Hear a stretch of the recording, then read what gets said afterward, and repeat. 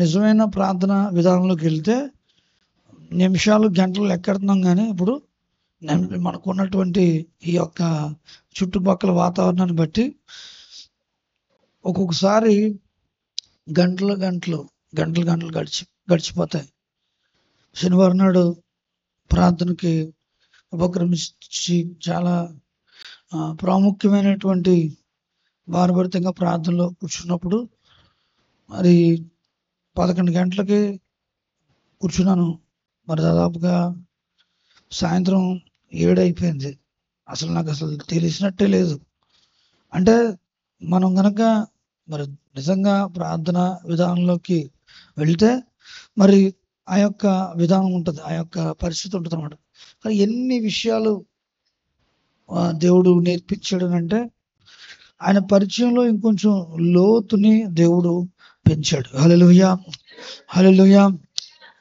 ఆయన ఎలా మనకి సమీపంగా ఉన్నాడన్న విషయాన్ని ఇంకొంచెం బాగా నేర్పించాడు. హల్లెలూయా. కాబట్టి దేవుని సన్నిధిలో మరి ఆ యొక్క విషయం తెలిసినప్పుడు ఇంకా దేవుణ్ణి స్తుతిస్తూ ఉంటే ఇంకా చాలా సమయము గడిచిపోయింది. కాబట్టి దేవుని నామాన్ని మహిమపరుస్తూ ఇక బైబిల్ చదువుతుంటే తిరుగుతున్నాయి, పేజీలు తిరుగుతున్నాయి. ఒడివడిగా పరుగులు పెడతా ఉంటే 10 అధ్యాయాలు 10 నిమిషాల్లో వెళ్ళిపోతున్నట్టుగా స్పీడ్గా అంత ఆ అభిషేకానికి, ఆ ప్రవాహానికి 46 చాప్టర్స్ చదివినా కూడా అలసట అనిపించలే. అలాగా వరుసన ఆ స్పీడ్లో చదువుకుంటూ వెళ్తే అలసట కూడా రాలేదు కనీసం. అంటే ఎందుకు ఇక్కడ ఈ మాట మీకు జ్ఞాపకం చేస్తున్నానంటే, దేవుడితో సహవాసం అనేటువంటిది మన హృదయానికి కనెక్ట్ అయిందని అంటే ఇక ఏది కూడా మనకి ఈ భూమి మీద ఇది అనిపించింది. చాలా సమస్యలు కూడా ప్రార్థన చేశాను, చాలా విషయాలు కూడా ప్రార్థన చేశాను, చాలా సందర్భాలు కూడా ఎత్తి దేవుణ్ణి అడిగాను. సరే, అవన్నీ ఎలా ఉన్నప్పటికీ కూడా అదే ఒక వండర్ఫుల్ వేగా ఉండి ఇవాళ మళ్ళీ కూర్చుని ఎన్నిసార్లు చాలా డిస్టర్బెన్స్ చేస్తారు. చాలా డిస్టర్బెన్స్ వచ్చేసింది ఇవాళ. వేరే బాగా మంచిగా సహకరిస్తున్న వాళ్ళు ఒకరిద్దరు వచ్చేసి కనిపిస్తారు ఇవాళ. అంటే ఒక విధంగా ఆ యొక్క విధానమే వేరు, ఆ పరిస్థితి అంతా వేరు. మరి కాబట్టి మరి వాళ్ళ మీద ఉన్న ప్రేమ, వాళ్ళు చేస్తున్న పరిచయం బట్టి మరి కొద్దిగా ఆలోచన చేసుకుని బయటికి రావాల్సి వచ్చింది. కానీ దేవుడు కృపను బట్టి అది కూడా చాలా అనుభవంగానే ఉంది. అదొక ప్రత్యేకమైన అనుభవం. కానీ ఒక విధంగా దేవుని సన్నిధానంలో మనం గడిపేటువంటి ఆ తరుణాలు మరి ఏదైతే ఉంటున్నాయో అవి చాలా మనోహరమైనవి. మరి ఆ యొక్క సహవాసం కానీ ఆ యొక్క విధానం ఏదో ఒక రకంగా భారం తీరిపోయినటువంటి ఆ యొక్క పరిస్థితులు మనకు అనిపిస్తాయి. నిజంగా వేటి పని అవి చేసుకుంటూ సర్దుకున్నట్టుగా అనిపిస్తాయి మన పరిస్థితులన్నీ. నిజంగా కనుక గంటలు దేవుని సన్నిధిలో మనం మైమరిచిపోతే దేనికి దానికి అదే సెట్ అయిపోతాయి. ఎట్లాగంటే ఎండిపోయిన ఎముకలు ఎలాగైతే సైన్యంగా నిలబడ్డాయో మన పరిస్థితులు కూడా అలాగే సర్దుకుంటాయి, దేనికి దానికి సర్దుకుపోతూ ఉంటాయి. దేవునితో సహవాసం, దేవునితో స్నేహం అనేటువంటిది అంతా మనోహరంగా ఉంటుంది. ముఖ్యంగా పాటలు అయితే వ్యక్తుల్లో నుంచి దురాత్మలు బయటకు వెళ్ళిపోతాయి. మనం పాటలు పాడుతూ ఉన్నప్పుడు ఎవరిలో అయితే ప్రభావాలు పనిచేస్తున్నాయో, మనకు వ్యతిరేక శక్తులుగా పనిచేస్తున్నాయో అవన్నీ కూడా అవి కూలబడిపోతాయి. హల్లెలూయా, హల్లెలూయా. ఎందుకనంటే ఒక్కో పాట దేవుని గొప్పతనాన్ని, ఆయన శక్తిని, ఆయన ప్రభావాన్ని వెల్లడిపరుస్తూ ఉంటుంది. హల్లెలూయా. మరి కాబట్టి ఆ పాటలు మనం దేవుని నామంలో పేరట పాడుతున్నప్పుడే మనము నిజంగా అది యోగ్యమైన వ్యక్తులు రాసి నిజంగా కూర్చున్న పాటలు మరి అయితే కనుక నిజంగా ఇంకా దాని యొక్క విధానం వేరు, దాని యొక్క పరిస్థితి వేరు. కాబట్టి ఆ పాటలు పాడుతున్నప్పుడు దేవుని గుణగుణాలు మనము ఘనపరుస్తూ ఉన్నప్పుడు అపవాది శక్తుల ప్రభావాలు కూలిపోతాయి. హల్లెలూయా. ఎందుకంటే అంతకుముందు పోయి ఏం చేస్తుంటాయి, ఓ టీచింగ్ చేస్తుంటాయి. ఇదిగో నీకున్న రోగం చాలా పెద్దది, నీకున్నటువంటి బలహీనత చాలా గొప్పది, నువ్వెన్ని మందులు వాడుతున్నావు తెలుసా, నువ్వెన్ని పరిస్థితులు గుండా ఉన్నావు తెలుసా, అది టీచింగ్ చేస్తూ ఉంటాయి. ఏదో నొప్పో బాధో చింత చాలా చేస్తూ ఉంటాయి. ఓ నొప్పి ద్వారానో, ఓ బాధ ద్వారానో, ఓ అపజయం ద్వారాగానో, ఒక పరిస్థితి ద్వారాగా అవి వాటి గుర్తులు కూడా ఉంటాయి. ఒక అపజయము, ఒక అవిశ్వాస, ఒక మరి వైఫల్యమో ఏదో ఒకటి మనకు చూపించి అపవాది శక్తులు టీచింగ్ చేస్తుంటాయి. నువ్వేదో పెద్ద పరిస్థితిలో ఉన్నట్టుగా, నువ్వేదో పెద్ద విధానంలో ఉన్నట్టుగా మరి అవి ఇది చేస్తూ ఉంటాయి. ఒకనొక సందర్భంలో, ఒకనొక విధానాల్లో ఒక దైవజనుడితో మాట్లాడుతుంటే ఒక్కొక్కరు గద్దించేవారు. ఎలాగ వదిలేసి నువ్వే పెద్ద ఏదో మోస్తున్నట్టుగా చేస్తున్నావు ఏంటి అని అనేవాడు. అంటే నాకు అప్పుడు రోషం వచ్చేది. ఆ పట్టినటువంటి ఆ యొక్క ప్రభావాలను విడిచిపెట్టి వెళ్ళిపోతూ ఉండే. అంటే నువ్వే పెద్ద ఏదో మోసినట్టుగా చేస్తున్నావేటి, నువ్వే పెద్ద ఏదో చూసినట్టుగా చేస్తున్నావేటి అని అంటే ఆ కష్టంలో మామూలుగా బాధ కలగాలి. కానీ ఆ దురాత్మలు వెళ్ళిపోవడం గమనించాను నేను. అది ఒక్కోసారి ఎవరు ఏం చెప్పినా వినబుద్ధి. ఎందుకు అని అంటే అది అపవాది అక్కడ కూర్చున్నాడు, వాడు ఆ టీచింగ్ చేస్తున్నాడు కాబట్టి వాళ్ళు ఏం చేస్తున్నారు, ఆ టీచింగ్ ప్రకారంగా వాళ్ళు వెళ్తున్నారు. కాబట్టి కొన్నిసార్లు వినబుద్ధి కూడా అవదు ఆ యొక్క విషయాలు. కొన్ని సందర్భాల్లో మరి ఆ యొక్క విషయాలు చూసినప్పుడు చాలా వింతగా, విచిత్రంగా అనిపిస్తూ ఉంటుంది. కానీ ఆ వ్యక్తి కీర్తనలు పాడుతున్నాడు అనుకోండి, ఆ అపవాది శక్తులు వాళ్ళు విడిచిపెట్టి వెళ్ళిపోతాయి. హల్లెలూయా, హల్లెలూయా. ఫిలిప్పీ ప్రాంతంలో అపోస్తలుడైన పౌలు చేసిన పరిచర్య చూస్తే మరి వాళ్ళు మాసిదోనియా అనే ప్రాంతానికి వచ్చి సహాయం చేయమని దర్శనంలో వాళ్ళు చూశారు. చూసినప్పుడు 16వ అధ్యాయం చదివితే మరి అక్కడ పుతోను అనే దయ్యాన్ని వాళ్ళు వెళ్ళగొట్టడం జరిగింది. వెళ్ళగొట్టిన తర్వాత బెత్తాలతో వాళ్ళని కొట్టి ఆ యొక్క జైల్లో పడేశారు. వాస్తవంగా వాళ్ళు దేని కొరకు వెళ్తున్నారు, వాళ్ళు సువార్త ప్రకటించడానికి, ప్రార్థనకు వెళ్తున్నారు. అయితే ఒకసారి ఆ యొక్క దురాత్మ మీద వాళ్ళు దాడి చేయలేదు. వాళ్ళని ప్రతిరోజు అది విసిగించగా దాన్ని గద్దించారు. కానీ విచిత్రం ఏంటంటే ఈ దురాత్మ, సోద చెప్పే దురాత్మ, దాని వలన ఆ అమ్మాయేమో బానిస, ఆమె పట్టిన దయ్యం ఏమో సోది చెప్పేది.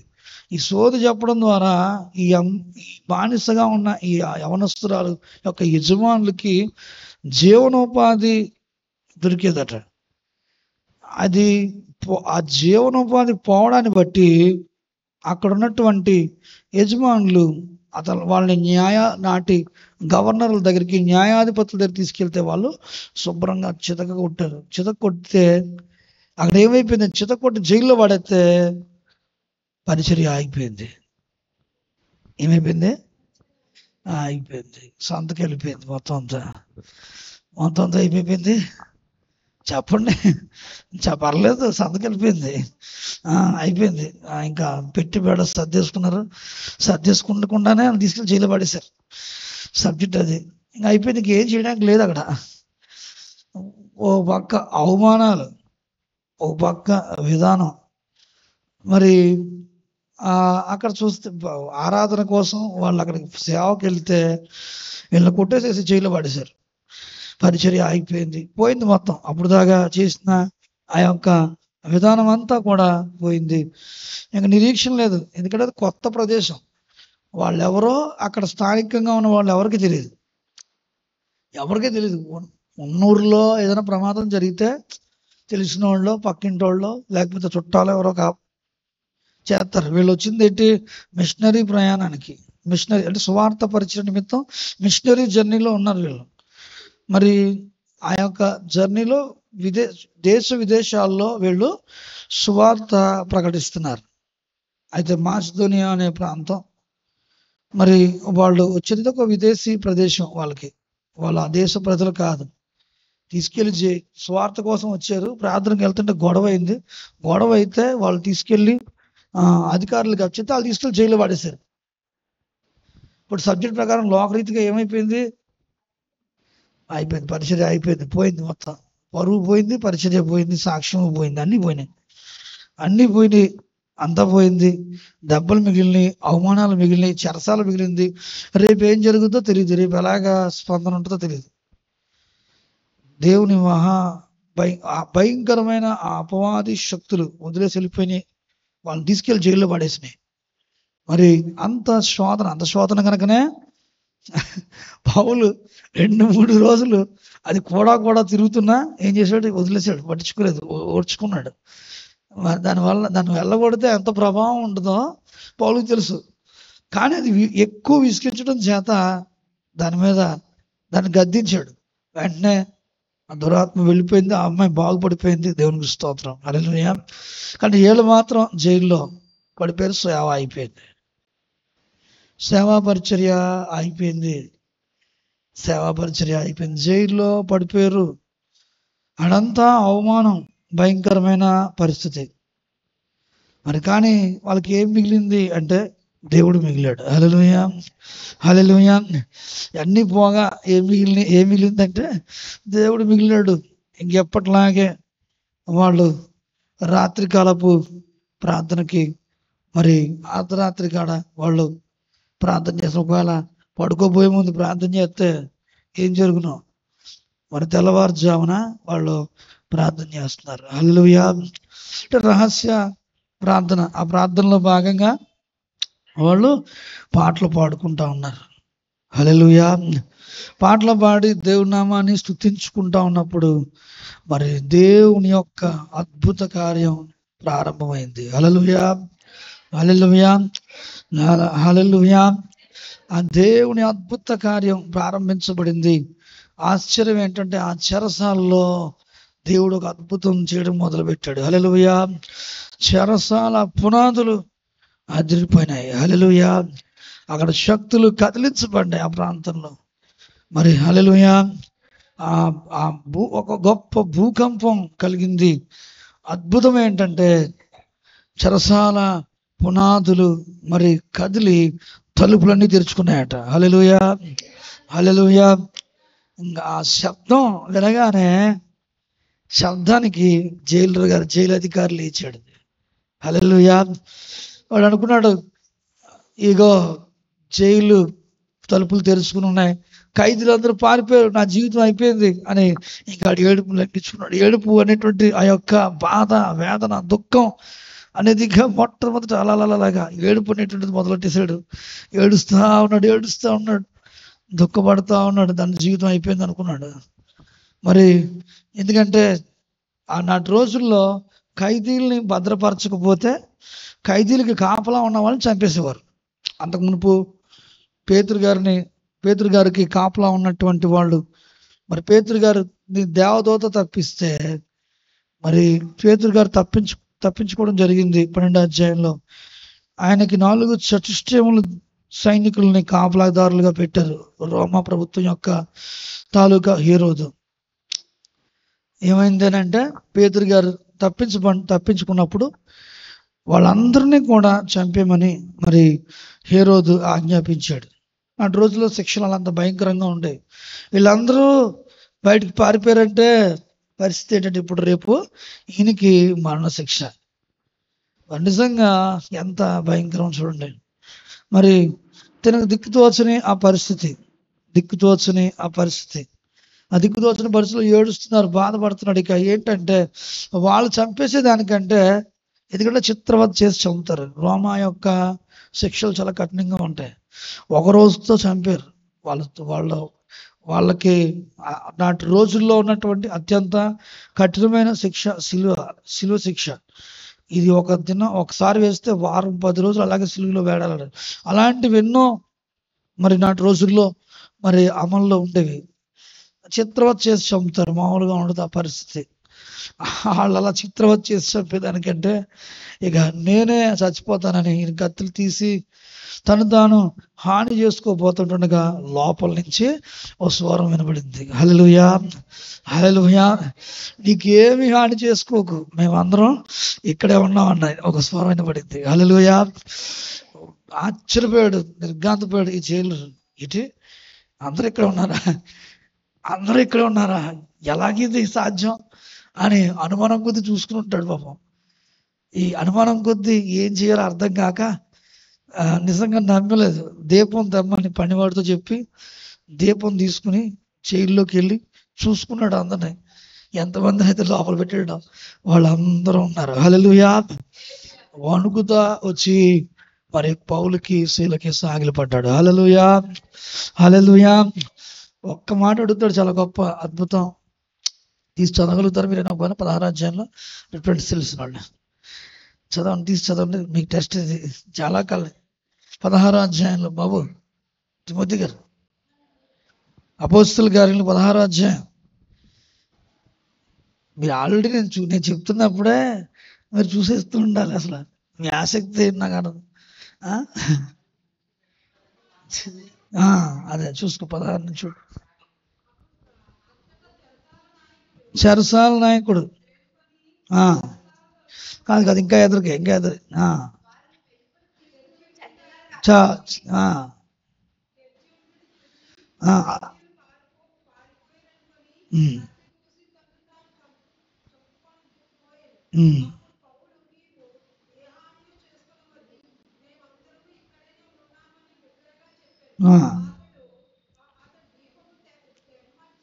దీపము తెమ్మని చెప్పి లోపలికి వచ్చి వణుకుచు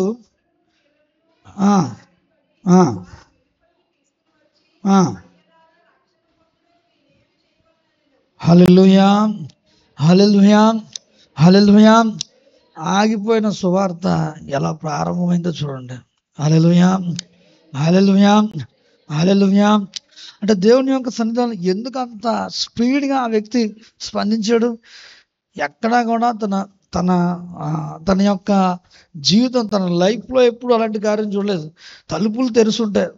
మీకు ఇది అర్థం కావడానికి మొన్న ఆదివారం జరిగిన విషయం చెప్తాను. ఇక్కడ పిల్లల జైలు ఉంది. తెరిచారో తెరుచుకుని ఉందో, ఎందుకు తెరిచారో తెలీదు. మొన్న ఆదివారం నాడు మేము తిమోతి వాళ్ళ ఇంటికి వెళ్తానికి బండి ఎక్కడం ఎదరకు వచ్చాం. మా బుజ్జి బండిలో చోట మనిషి చోట ఉంటాడు కదా, నన్ను నడిపించి తీసుకెళ్తున్నాడు. ఒరే నన్ను ఎందుకు నడిపిస్తున్నావు అని నేను వేళాకోళం ఆడుతున్నాను. మామూలుగా చెప్తున్నాను అనమాట. అన్నయ్య అంటే ప్రేమ లేదు నీకు, నడిపించి తీసుకెళ్తాం అని అంటున్నాను అనమాట. అంటుంటే ఎదురుకుండా ఫస్ట్ ఒక కుక్క స్పీడ్గా వచ్చేస్తుంది. వస్తుంటే అరుచుకుంటా వచ్చేస్తుంటేటికి ఏంటిది కుక్కలు పట్టుకునే వాళ్ళేమో అనుకున్నాను నేను. ఆ కుక్క వెనకాలేమో ఒకడు వస్తున్నాడు, వాడు వెనకాల ఇంకొకడు వచ్చాడు, వాడి తర్వాత వెనకాల ఇంకొకరు వచ్చాడు. పరిగెత్తుకుంటూ పట్టుకోండి అంటున్నారండి. పట్టుకోండి అంటే మేము పోలీసులు పట్టుకోండి అంటున్నారు. అంటే ఎవర్రా ఏంట్రా అని అడిగితే అటు దొంగ అన్నాడు. ఎవరు ఎంత వయసు అంటే 16 సంవత్సరాలు. 16 సంవత్సరాలు. మరి పరిగెడతా ఉన్నారు. తలుపు తీస్తుంది అనుకుంటాను, బహుశా తలుపు తీసినట్టున్నారు, దేనికి అనుకుంటున్నాను అంటున్నాడు మనోడు. మరి బహుశా అక్కడ నుంచి వచ్చినట్టుగా వాడు గుర్తించి చెప్తున్నాడు బుజ్జి. ఆ పక్కనే ఉందన్నమాట రిమాండ్కి సంబంధించిన యొక్క పిల్లల జైలు. మరి అయితే చాలా కొద్దిగా తలుపు తీసి ఉంచితేనే వీళ్ళు దేనికో తీసారని తలుపు తీసారు. వాడు పారిపోయి వచ్చినట్టున్నాడు. వాళ్ళేమో చాలా పెద్దోళ్ళు, వీడేమో జబ్బులా పరిగెట్టలేకపోతున్నారు పాపం వాళ్ళు అని నవ్వుతున్నాడు. వాళ్ళు చూసి పాపం పట్టుకొని అంటున్నారు. అంటే తలుపు తీసుంటే ఏమవుతుంది? ఎలాంటి వాడైనా సరే ఖైదీ అన్నవాడు తలుపులన్నీ తీసుంటే కనుక ఏం చేస్తాడు? వాస్తవంగా అదే పోతుంది. మొన్న పాకిస్తాన్లో జైలు మీద ఒక షిప్ని ఒక రాకెట్ లాంచర్ పడిందట. మొత్తం పాకిస్తాన్లోనా మొత్తానికి ఇరాన్లోనూ మరి జైల్లో ఉన్న వాళ్ళందరూ 250 మంది ఖైదీలు పారిపోయిన వాళ్ళు. 150 మంది పారిపోయారంట. ఎంతమంది దొరికారో తెలియదు. పరుగులేదు. అది పడితే గోడలు పగిలిపోయినాయి. గోడలు పగిలిపోతే ఇక ఏమవుతుంది, డోర్లను తెరుచుకుని ఇంకంతే, అదే పోతుంది, అదే సొత్తు, అదే అన్నట్టుగా పారిపోయారు మొత్తం అందరూ. వాళ్ళు తరుగు పట్టుకున్నారంట. తర్వాత ప్రయత్నం చేశారంట చాలా. ఎందుకంటే తేవడం కోసం చూస్తూ ఉంటారు అసలు మామూలుగా. వాళ్ళ లోపల పెట్టి ఎత్తైన గోడలు పెట్టి గాజు బెంకులు వేసి చాలా చుట్టుపక్కల అవసరమైతే గోడల కరెంట్లు పెట్టి కూడా ప్రయత్నం చేస్తూ ఉంటారు వాళ్ళని కాపలా కాయడానికి కొన్ని చోట్ల. మరి అలాగా అంత చేస్తారనేటువంటి ఒక విధానం. అంత పకడబందిగా వాళ్ళు ఎత్తైన గోడలు ఉంటాయి. ఆ తలుపులు తెరుచుకున్నాయంటే పారిపోకుండా ఎవరైనా ఉంటారా చెప్పండి? చక్కగా మరి పారిపోతారు చక్కగా వాళ్ళు. కానీ అతను లైఫ్లో ఎప్పుడు ఇలాంటిది చూడలేదు. అందుకే ఇది గొప్ప అద్భుతం, చాలా అద్భుతం. ఏదో గొప్ప ప్రభావం ఉంటేనే కానీ వీళ్ళు చెప్తున్న ఈ రక్షణ మార్గంలో ఏదో గొప్ప శక్తి ఉంటేనే కానీ మరి ఇలాంటి కార్యాలు జరగవు. మనం కూడా అసలు అడగాలి అనిపించింది దానికి. అంటే కాకతాళీయంగా అడిగాడో, దేవుడు హృదయం తెరిచి ఆ వ్యక్తికి ఆ మాటలు వచ్చి అక్కడ రాయబడలేదు, కానీ తనలో ఒక ఆధ్యాత్మిక కోణం ప్రారంభించబడింది. హల్లెలూయా, హల్లెలూయా. ఎందుకంటే జైలు అధికారులు అంత ఈజీగా వాళ్ళు ఆధ్యాత్మిక విధానంలో ఉండలేదు. ఎందుకంటే నిత్యం వాళ్ళు అనుమానించాలి అక్కడ ఉన్న ఖైదీలని. వాళ్ళు ఎప్పటికప్పుడు అలర్ట్గా ఉండాలి. కాబట్టి వాళ్ళు ఒక స్పిరిచువల్గా ఉండటానికి పాపం కుదరదు. వాళ్ళకి స్పిరిచువల్ వేలో ఆలోచించడానికి వాళ్ళకి కుదరదు. వాళ్ళు ఏంటంటే కేవలం వచ్చే ఆ వ్యక్తులు బట్టి, వాళ్ళు ఇచ్చే స్పందనలు బట్టి మరి వాళ్ళ యొక్క రెస్పాన్స్ ఉంటుంది. కాబట్టి సాధారణంగా ఆధ్యాత్మిక విధానంలో వెళ్ళాలనేటువంటి విధానం వాళ్ళకు ఉండదు.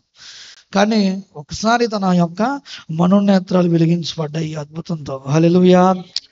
ఇదంతా సాధారణ స్తుతి ఆరాధన ఉదయకాలపు ప్రార్థన ద్వారా జరిగింది. హల్లెలూయా, హల్లెలూయా.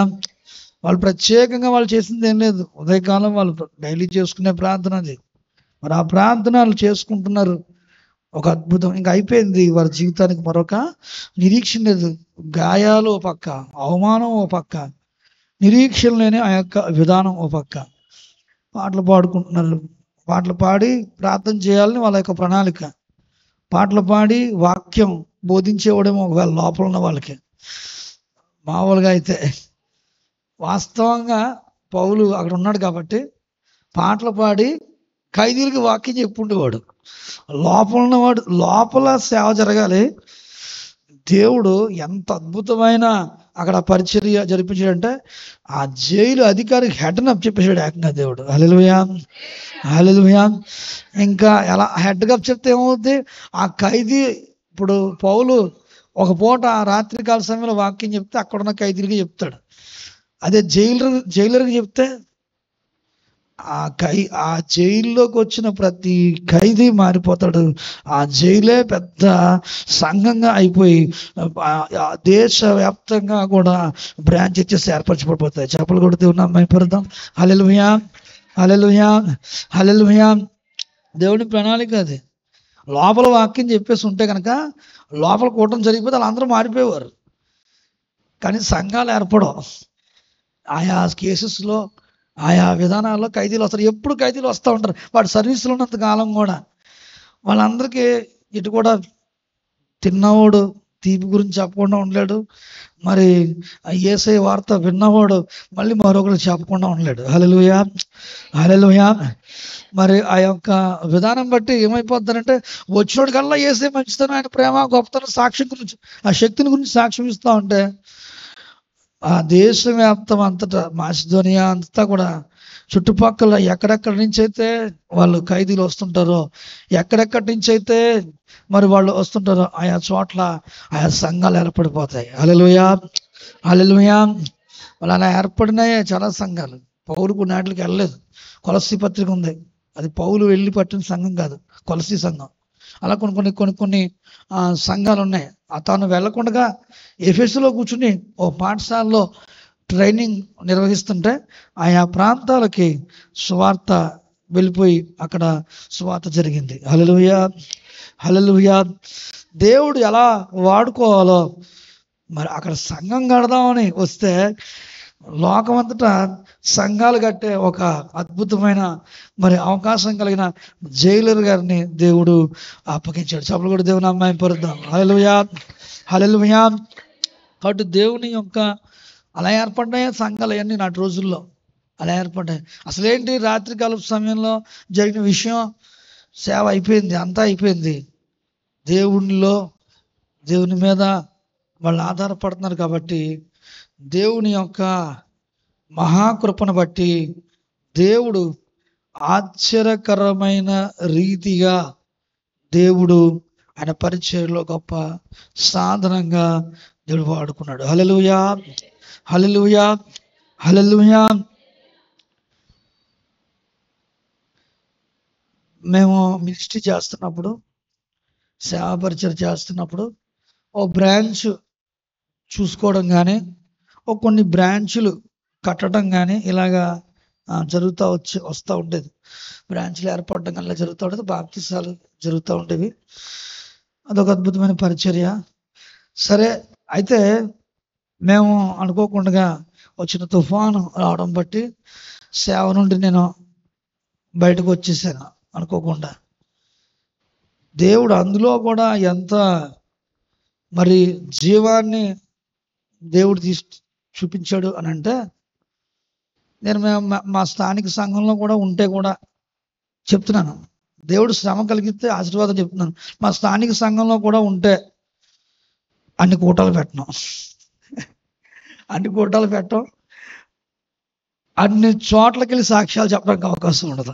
సంవత్సరానికి ఈ 14 సంవత్సరాల్లో ఒక 20 గ్రామాల్లో అయినా సరే నేను సాక్ష్యం వాక్యం చెప్పుకుంటాను. హల్లెలూయా. దేవుడు మహాకృపను బట్టి మరొక 80, 90, 100 గ్రామాల్లో నేటికి సాక్ష్యం వాక్యము ఇవ్వడానికి దేవుడు నన్ను వాడుకున్నాడు. చప్పలు కూడా దేవుని అమ్మాయి పడతాం. హల్లెలూయా, హల్లెలూయా. అంటే దేవుడు సైతాన్ కూడా ఆపదాన్ని ప్రయత్నం చేస్తే ఏం ఆగదు, అదేమీ ఆగే పరిస్థితి ఉండదు. మరి ఎన్నో సమావేశాలు పెట్టాం. మరి చెప్పాలనంటే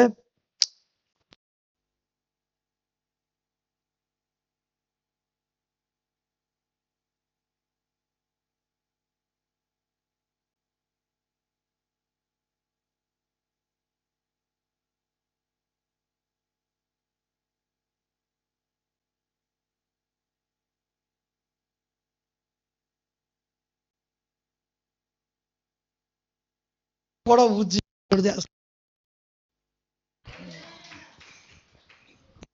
70 రోజులు కూటాలను పెట్టాం. 70 రోజులు కూటాలను పెడితే మా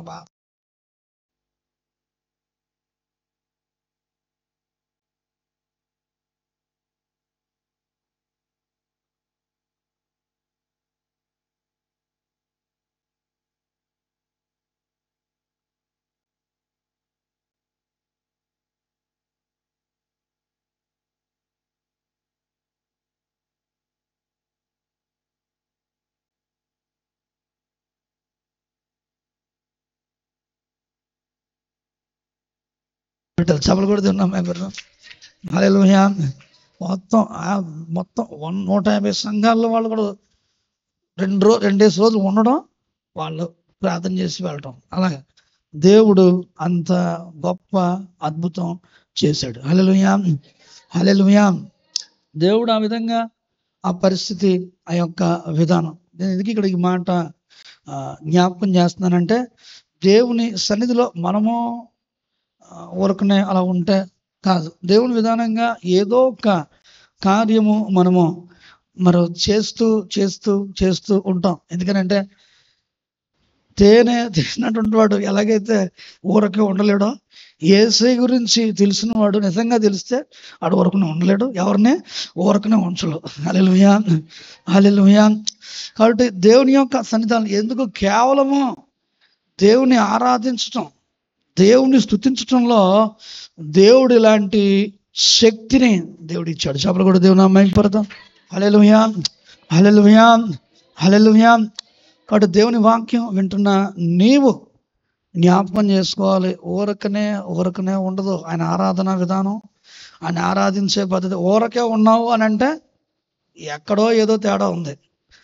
నువ్వు ఊరకని నిమ్మక నీరెత్తకుండా ఉన్నావు అనుకో, నువ్వు ఎక్కడో తేడాగా ఉన్నావు. దేవుడితో కనెక్టివిటీ విషయంలో ఎక్కడో తేడాగా ఉన్నావు. సరిగ్గా ప్రార్థన చేసేవాడు, సరిగ్గా వాక్యం చదివేవాడు, సరిగ్గా సంఘ కార్యక్రమాల్లో పంచుకునే నాయకుడి కింద ఉన్నవాడు, ఆడు ఊరకనే ఉన్నాడు. క్యాస్ట్ ఆడు ఊరుకునే ఉన్నాడు, జనాన్ని కూడా ఊరికే ఉంచునేవాడు. హల్లెలూయా, హల్లెలూయా. దేవుడు సిలోయం పరిచర్యకి మరి దేవుడు ఇలాంటి సాక్ష్యాన్ని ఇచ్చాడు. చెప్పలు కూడా దేవుని అమ్మాయిని పరుద్దాం. హల్లెలూయా, హల్లెలూయా, హల్లెలూయా. అంటే దేవుని సన్నిధిలో నేను చెప్పే మాట ఏంటంటే, మా వాళ్ళు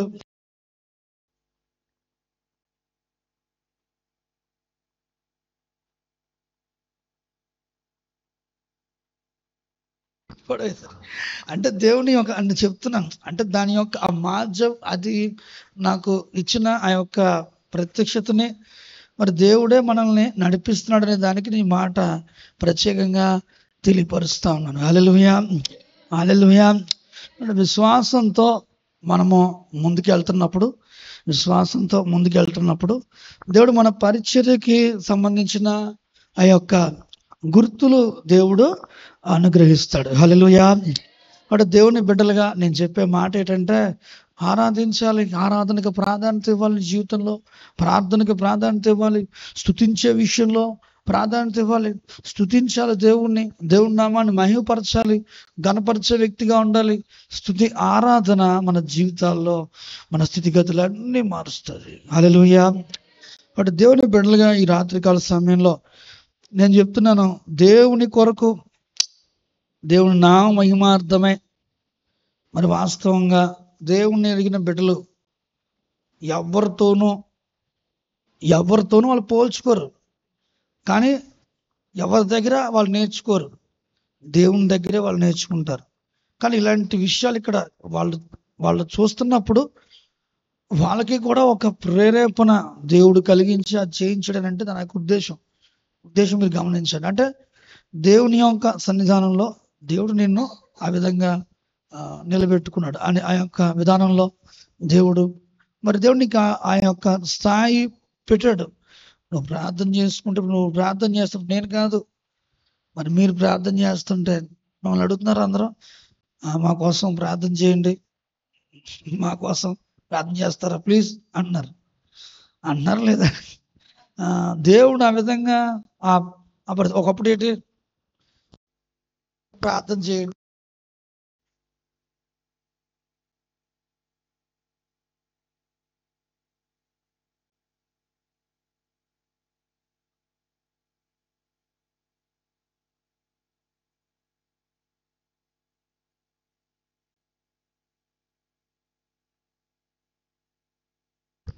దేవుని సన్నిధిలో మనము సహకరించి అడుగులు వేస్తూ ఉంటే దేవుడు మన తెలియకుండా మన స్థితిగతులు దేవుడే మారుస్తాడు. హల్లెలూయా.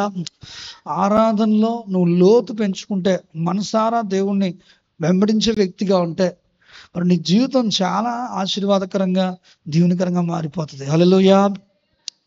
అలాంటప్పుడు నీకు వచ్చే ఇబ్బందుల గురించి నువ్వే చెప్పేస్తావు, నీకు వచ్చినటువంటి భయంకరమైన పరిస్థితుల గురించి కూడా నువ్వే చెప్పేస్తావు, నీకు సంబంధించిన ఆ యొక్క విషయాలు కూడా నువ్వే చెప్పేస్తావు. ఆటోమేటిక్గా నీకు ఎవరు చెప్పక్కర్లే, నీకే అర్థమైపోతూ ఉంటుంది. నీకు వచ్చే పరిస్థితులు అన్నీ కూడా మరి నువ్వే ఆటోమేటిక్గా చెప్పేస్తూ ఉంటావు. అవన్నీ నీ అంతటి నువ్వే చెప్తా ఉంటావు. అందుకే ఎందుకు ఇక్కడ ఈ మాట జ్ఞాపకం చేస్తున్నానంటే, కొన్నిసార్లు దేవుడు మనకు అట్లాంటి ఆధిక్యతను ఇస్తాడు. స్తుతించడం ద్వారాగా స్థితిగతులు మార్చబడతాయి, జ్ఞానం తెరుచుకుంటుంది, జ్ఞానాత్మ చేత దేవుడు నింపుతాడు, నీ గ్రహింపు పెరుగుతుంది.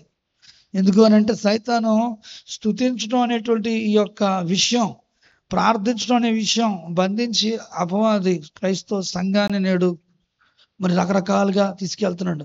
సంఘం ఎదుట పాతాళలోకపు గవిళ్ళు మరి నిలువనారు, కానీ ఈరోజు సంఘం ఎదిరించలేకపోతుంది. సంఘము మరి సైతాను సంబంధించిన వాటిని ఎదిరించలేని పరిస్థితులు అన్నమాట. మరి మీకు చెప్తే చాలా ఆశ్చర్యంగా ఉంటుంది.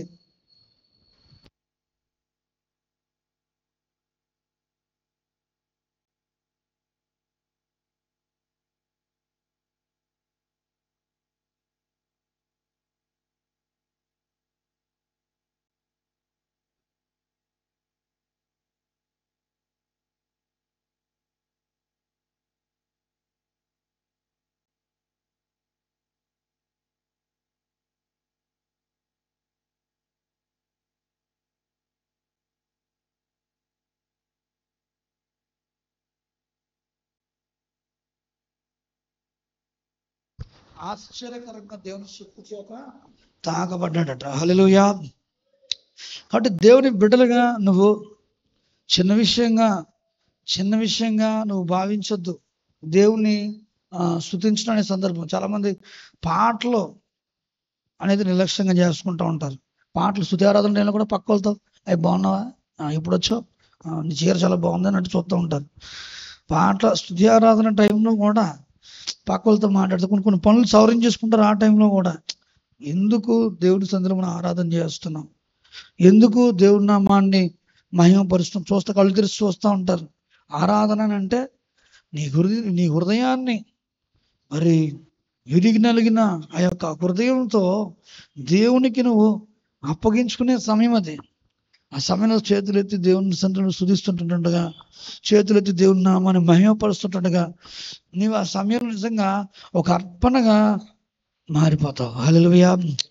మరి ఆ అర్పణ మీదకి ఎలాగైతే అగ్ని దిగి వచ్చి అక్కడ మరి దేవుని ఆశీర్వాదం ఎలాగైతే ఒక వ్యక్తికి కలుగుతుందో అట్లా నీ జీవితం ఆశీర్వాదకరంగా మార్చబడాలి అంటే ఆరాధనలోనే జరుగుతుంది. నువ్వు ఆరాధన విషయాన్ని పక్కన పెట్టేసి ఈరోజు నువ్వు కేవలం ఏదో పొందాలనే విధానం కాదు, పొందాలి మాత్రం కాదు. దేవుని యొక్క సన్నిధానంలో ఆరాధన అనేటువంటి ఇది కృతజ్ఞతతో కూడింది. అది గౌరవంతో, గౌరవ మర్యాదలతో, ఒక రకంగా చెప్పాలంటే దేవునికి ఇవ్వాల్సిన ఆ యొక్క గొప్ప గౌరవ ప్రభావాలు. అంటే ఇక మనం గౌరవ అంటాం, బైబిల్లో మహిమా ప్రభావాలు. హల్లెలూయా. ఆయనకు ఆరోపించాల్సిన మహిమా ప్రభావాలతో మనం అక్కడ దేవుని నామాన్ని మహిమపరుస్తున్నాం, ఘనపరుస్తున్నాం. ఆ ఘనపరిచే అద్భుతమైన తరుణం ఈ యొక్క ఆరాధన. అసలు నువ్వు పాటల్లో కనుక లేకపోతే నువ్వు ఆరాధనలో లేనట్టే. అలా అని చెప్పి నాకు మైక్ ఇవ్వాలి అని అనకూడదు. ఎవరైతే పాట పాడుతున్నారో ఆ పాటతో కలిసి నువ్వు పాటలు పాడాలి. ఈ మైక్ వచ్చిన తర్వాత ఈ స్పెషల్ సాంగ్లు కూడా ఎక్కువైపోయింది. పూర్వం చక్కగా అందరూ కలిసి పాట పాడుతుంటే చాలా భలే ఉండేది. మా హాస్టల్లో అమ్మాయిలు 2 పాటలు పాడేవారు, అబ్బాయిలు 2 పాటలు పాడేవారు. క్రిస్టియన్ హాస్టల్లో జాయిన్ చేశారు నన్ను 1996లో. మరి ఆ యొక్క గర్ల్స్ కొయిర్ పాడుతుంటుంటే, మగవాళ్ళు పాడుతుంటే కొంచెం అదిలా ఉండేది. కానీ వీళ్ళు పాడుతుంటే మాత్రం చాలా ఒకే కోరస్లో వాడు పాడేవాడు పాటలు. చక్కగా ఆ పాటలు చాలా అద్భుతంగా మళ్ళీ మనం నేర్చుకోవాలి, మళ్ళీ మనం ఎక్కడైనా పాడాలి అని అనిపించేది. చకచకమని నేర్చుకుని పాడుతూ ఉండేవాళ్ళం. ఇప్పుడు అలా లేదు. మైక్ ఇచ్చేయడం ఎందుకు అవుతుందని అంటే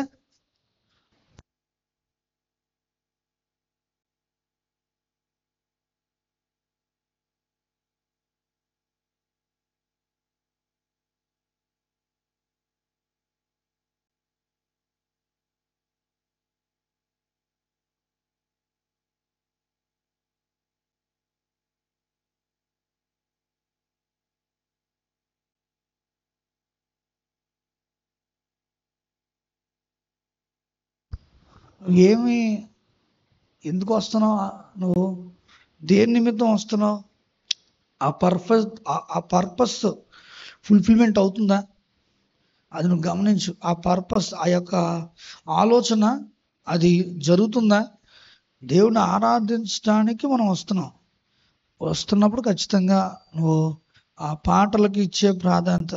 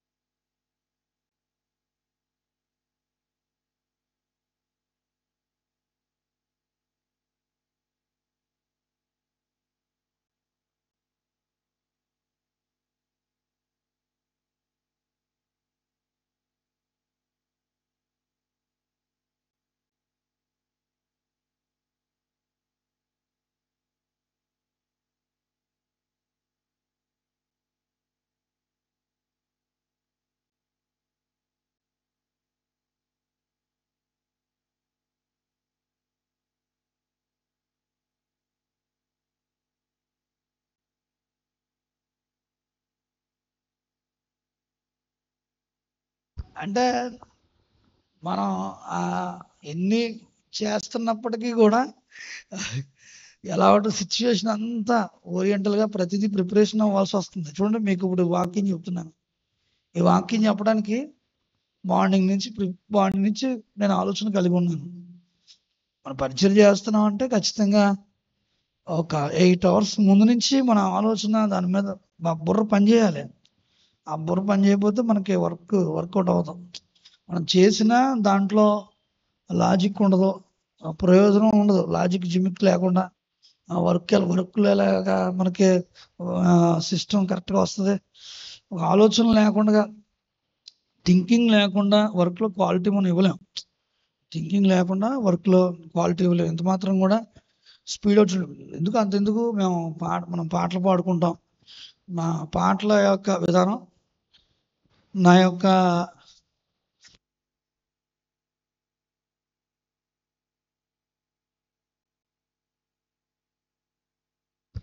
అలాగా కొన్ని ఉంటాయి, కొన్ని విధానాలు ఉంటాయి. అవి మనం పాటించుకుని చేసుకుంటే మనకు ప్రయోజనకరంగా ఉంటుంది. కాబట్టి సిద్ధపాటు ఈ పాటల టైంలో ఏం జరుగుతుందంటే దేవునికి మహిమ పైకి వెళ్తుంది, దేవుని ఆశీర్వాదం కిందకు వస్తుంది. హల్లెలూయా.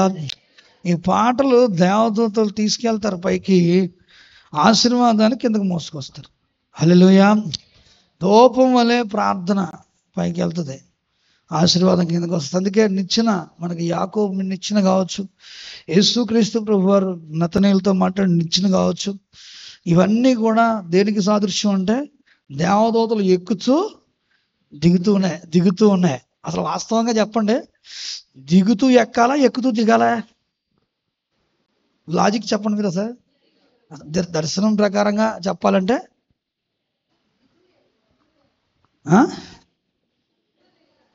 దిగుతూ ఎక్కాలి, కానీ మరి ఎక్కుతూ దిగుతూ ఉన్నాయట. హల్లెలూయా. అంటే ఒక విధంగా అదొక మన ఎక్కుతున్నప్పుడు ఏంటి, దేవదూతల పైకి ఎక్కుతున్నప్పుడు ఏంటి సూచన? పైకి తీసుకెళ్తుంది. దిగుతున్నారంటే ఆశీర్వాదం. అంటే ఒక డిపార్ట్మెంట్ ఏమో ప్రార్థనలన్నీ మోసుకుని వెళ్తారు. హల్లెలూయా. ఒక డిపార్ట్మెంట్ ఏమో ఆ ప్రార్థనలకు ప్రత్యుత్తరాలు తీసుకుని వస్తారు. హల్లెలూయా. విచిత్రం ఏంటంటే నీ ప్రార్థన అవుతుండగానే ఇవన్నీ జరిగిపోతాయి. హల్లెలూయా. హల్లెలూయా. మరి ఎట్లాగానంటే యేసు క్రీస్తు నామంలో నేను ఈ ప్రార్థన అడిగి వేడుకుంటున్నాను అనేటప్పటికి, ఆమేన్ అనేటప్పటికి అక్కడ ప్రార్థనాంశాలకు ఆశీర్వాదం మొదలైపోద్ది. హల్లెలూయా. మరి నీ యొక్క పరిస్థితులు, నీ యొక్క వాతావరణం బట్టి, నీ చుట్టూ ఉన్న ఆ యొక్క బంధకాలు బట్టి కొన్నిసార్లు వెంటనే ప్రార్థనలు జరుగుతాయి, కొన్నిసార్లు ప్రాంతాల మీద శక్తులు అడ్డగిస్తూ ఉంటాయి, కొన్నిసార్లు ఆ యొక్క విధానం ఉంటుంది. కానీ ప్రార్థనకు మాత్రం ఖచ్చితంగా ప్రత్యుత్తరం అనేది వస్తుంది. హల్లెలూయా. కాబట్టి ఆరాధన అనేటువంటి ఈ అంశం విషయంలో మరి కీర్తనలకి ప్రాధాన్యత ఇవ్వడానికి గల కారణం అనే విషయాన్ని గురించి ధ్యానిస్తూ ఇవన్నీ చెప్పుకుంటూ వస్తున్నాను నేను. ఎందుకు అని అంటే ప్రార్థన అనేటువంటిది, ఆరాధన అనేటువంటిది, లేదా కీర్తనలు అనేటువంటివి ఎందుకంటే క్రొవ్విన దూడ కంటే ఎంతో శ్రేష్టం అని యెహోవా దేవుడు ఎందుకు రాయించాడు అని అంటే, వాళ్ళు వధిస్తారు. అక్కడ కనబడేది ఏంటంటే వధిస్తారు, రక్తం ప్రోక్షిస్తారు. మరి ఆ యొక్క అవయవాలన్నీ విడదీసి వాటి క్రొవ్వు అవన్నీ కూడా బలిపీఠం మీద పెడతారు, అది దహిస్తారు.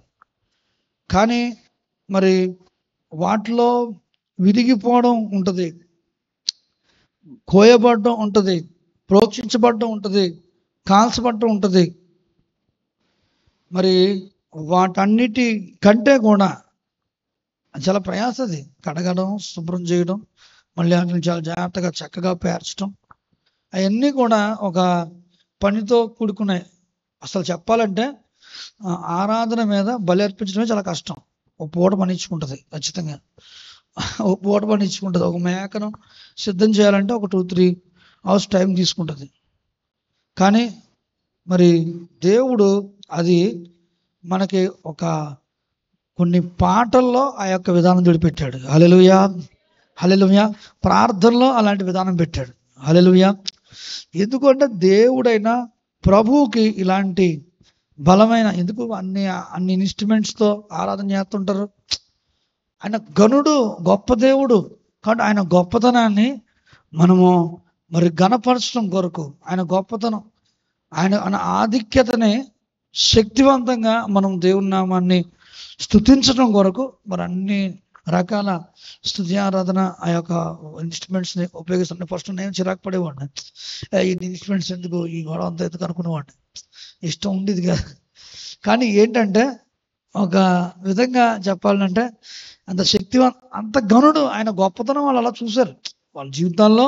ఆయన గొప్పతనం ఆయన చూశారు కాబట్టి ఆయన అలా ఘనంగా గొప్పగా వాళ్ళు ఆరాధన చేస్తున్నారు. హల్లెలూయా, హల్లెలూయా. మరి మనం కూడా దేవుని నామాన్ని మహిమపరుస్తున్నాం అంటే నువ్వు ఆయన కార్యాలు, ఆయన గొప్పతనం ఎక్కడ కనబడుతుంది? ఆయనకు మనకు మన కొరకు ఆయన చేసే ఉపకారాల్లో కనిపిస్తుంది. హల్లెలూయా. ఎన్నోసార్లు మన కన్నీటిని తుడిచివేశాడు కదా, ఎన్నోసార్లు మన దుఃఖాన్ని సంతోషంగా మార్చాడు కదా, మరి ఎన్నోసార్లు మనకున్న ఆ భారాలన్నీ తొలగించాడు కదా. మరి ఎలాగా దేవుని నామాన్ని నువ్వు స్తుతిస్తున్నావు, దేవుని నామాన్ని ఘనపరుస్తున్నావు? దేవుని సన్నిధిలో పూర్ణ హృదయంతో నీ హృదయాంతరాంగాల్లో నుండి దేవుని స్తుతించాలి. హల్లెలూయా. అంటే నువ్వు వచ్చే మొదటి ప్రార్థన కానుండి నువ్వు ఇచ్చే ప్రాధాన్యత పైన ఆధారపడి ఉంటుంది. నువ్వు ఎంత నీ హృదయాంతరంగాల్లోంచి దేవుణ్ణి స్తుతించావో నువ్వు చూపించే ఆ యొక్క వచ్చే విధానం బట్టి.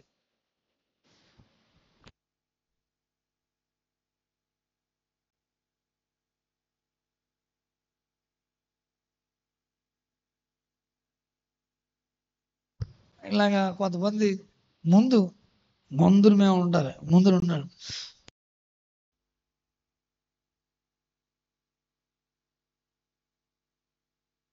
మరి అలాగే వరుసన ఒక్కొక్కరు మార్మోన్స్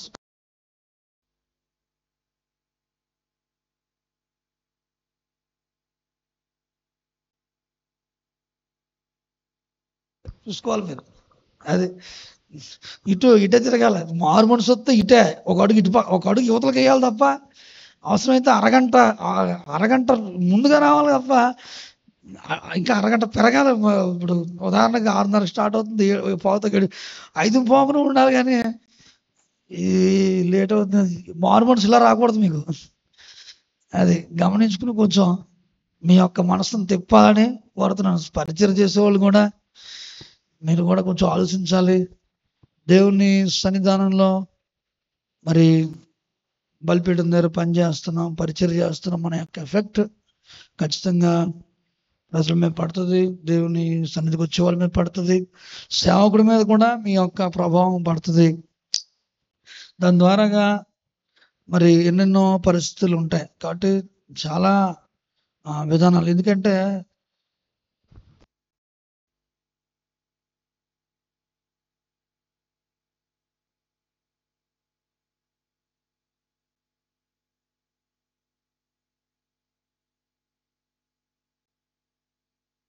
చేస్తున్న ఆయన నాకు ఇప్పటికీ మనసులో మెదులుతానుంటుంది అన్నమాట.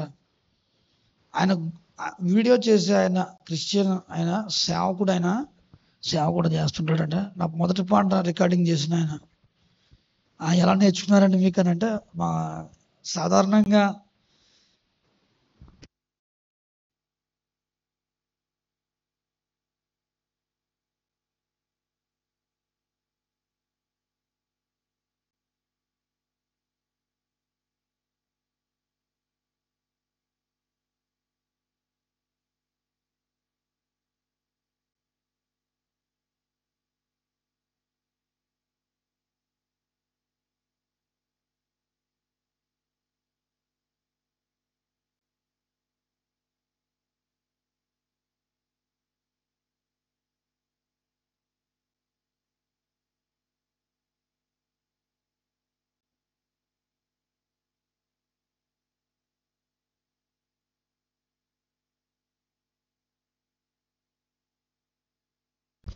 నాకు అస్సలు ఇష్టం ఉంటుందండి.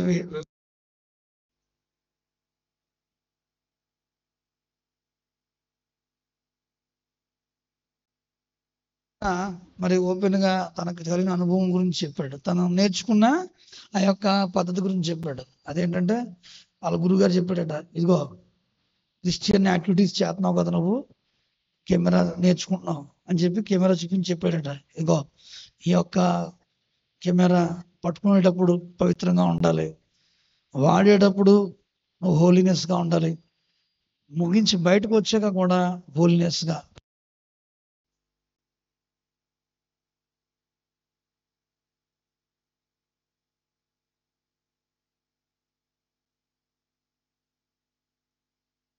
సమస్యలు అనేవి ఉండవు. నిజంగా కనుక ఆ వ్యక్తులు కండిషన్గా చేస్తే చాలా కండిషన్, ఒక్క విధానం, ఒక్క వేళ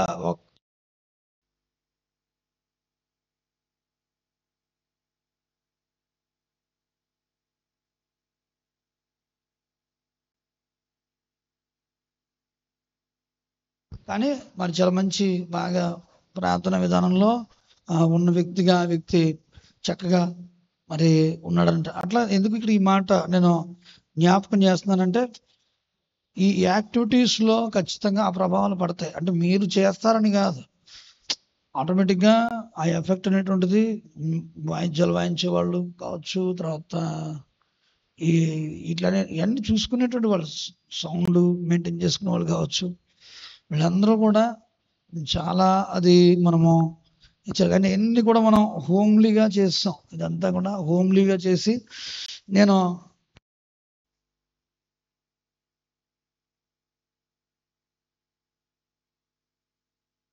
స్టాప్ అది ఉండాలి. కాబట్టి పోర్టబిలిటీగా చేసినంత మాత్రాన దాన్ని మనం తక్కువ చేసి చేయడానికి వీల్లేదు. దాని యొక్క విధానం, దాని యొక్క పద్ధతి మనం ఖచ్చితంగా మెయింటైన్ చేయాల్సిందే. అందుకే వర్క్ కూడా తక్కువ తీసుకుంటున్నాం, తక్కువగా చేస్తున్నాం. పాటలు లేవు మన దగ్గర, స్తుతి ఆరాధన కూడా ఇవ్వట్లేదు లైవ్లో.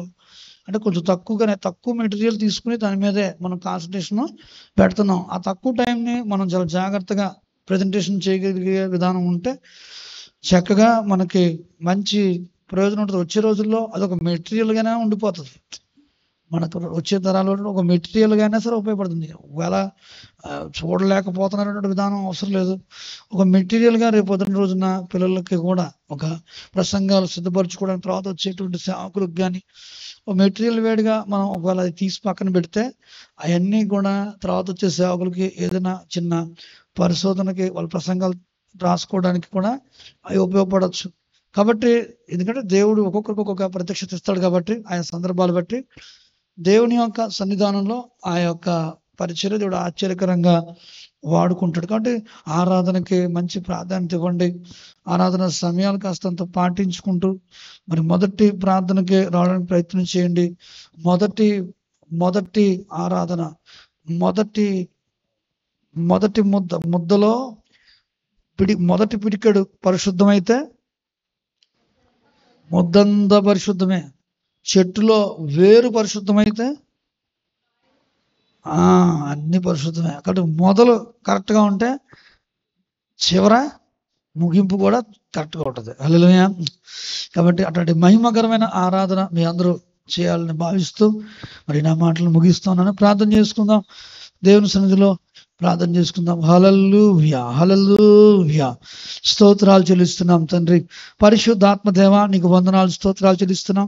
చేరి వచ్చిన ప్రతి ఒక్కరిని దీవించి ఆశీర్వదించండి ప్రభా. నీ సన్నిధానంలో మేము కీర్తనలు పాడి నీ నామాన్ని మహిమపరిచి మొదటి ప్రార్థనలో ఎందుకు పాలు పంపులు పంచుకున్న వాళ్ళు ఆ విషయాలన్నీ ప్రభా నీ వాక్యం ద్వారా ఆరాధన యొక్క లోతుని ఈరోజు ధ్యానించడానికి ఇచ్చిన అవకాశం బట్టి నీకు స్తోత్రాలు. ఆరాధన లోతుల్లో నువ్వు పెట్టిన అద్భుతాలని మేము జ్ఞాపకం చేసుకోవడానికి రాత్రికాల సమయంలో ఇచ్చిన అవకాశాన్ని బట్టి నీకు స్తోత్రాలు. చేరి వచ్చిన ప్రతి ఒక్కరిని తాకండి, బలపరచండి ప్రభా. విత్తబడిన వాక్యము నీరు గట్టి ఫలింప చేయండి. ఆరాధన, అభిషేకము, ఆశీర్వాదం, వర్ధిలత మా జీవితాల్లో ఎలాంటి ఆశీర్వాదాలు ఇస్తుందో కొన్ని విషయాల మీద ధ్యానం చేస్తుండగా ఒక్కొక్కరి హృదయాల్లో నీ వాక్కులు ఫలింప చేయండి. సాక్షార్థమే నిలబెట్టుకోమని ప్రార్థిస్తున్నాం ప్రభా. వచ్చిన ప్రతి ఒక్కరిని ఆత్మీయంగా ఇహపరంగా ఫలింపజేసి నీ సాక్షార్థమే నిలబెట్టుకోమని నీ కృపాకాంతుల తోడుగా ఉంచమని, అభిషేకమున ఆశీర్వాదమును దీవెనను వర్ధిల్తనిచ్చి నడిపించమని, సన్నిధి ప్రశ్న తోడుగా ఉంచమని ప్రార్థిస్తున్నాం. ప్రతి ఒక్కరిని ఆత్మీయంగా అయ్యపరంగా అన్ని విషయాల్లో వర్ధిలింపజేసి సాక్షాత్ నిలబెట్టుకోండి. లైవ్లో బిడ్డలు ఏకీపిస్తున్న బిడ్డలందరికీ సంపూర్ణ స్వస్థతను విడుదలను దయచేయమని ప్రార్థిస్తున్నాం. నీ స్వస్థత శక్తిని, విడుదల శక్తిని కుమ్మరించండి తండ్రి. అనారోగ్యంగా ఉన్న వారికి సంపూర్ణ స్వస్థత కలుగును గాక. ప్రభా, అద్భుతాలు, ఆశ్చర్యమైన కార్యాలు, గొప్ప కార్యాలు జరుగును గాక.